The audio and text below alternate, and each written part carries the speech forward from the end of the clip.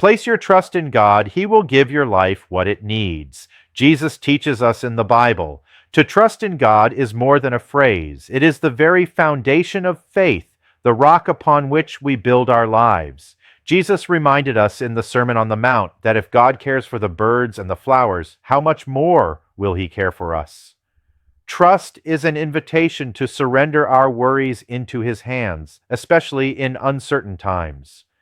Even in the valley of shadows, as the psalm declares, we need not fear, for He is with us. True trust in God is not a passive act, but a daily decision. Proverbs reminds us to lean not on our own understanding, but to rest fully in the Lord. This is challenging because it requires us to surrender control, to admit that we are limited. Yet in that surrender lies a peace that cannot be found elsewhere. Trust is built through prayer, through time in His Word, and through remembering His faithfulness in the past. Prayer strengthens our relationship with God. Philippians calls us to bring everything to Him in prayer instead of clinging to worry.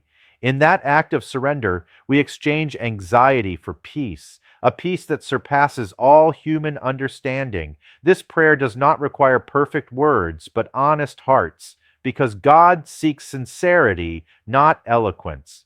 The promises of God are unshakable anchors for the soul. Hebrews tells us that He who promised is faithful, and Romans assures us that all things work together for the good of those who love Him. His promises may not be fulfilled on our timetable, but His timing is always perfect. Finally, Jesus teaches us through parables to live out trust daily. Like the mustard seed that grows into a mighty tree, faith may start small but becomes powerful when placed in God's hands.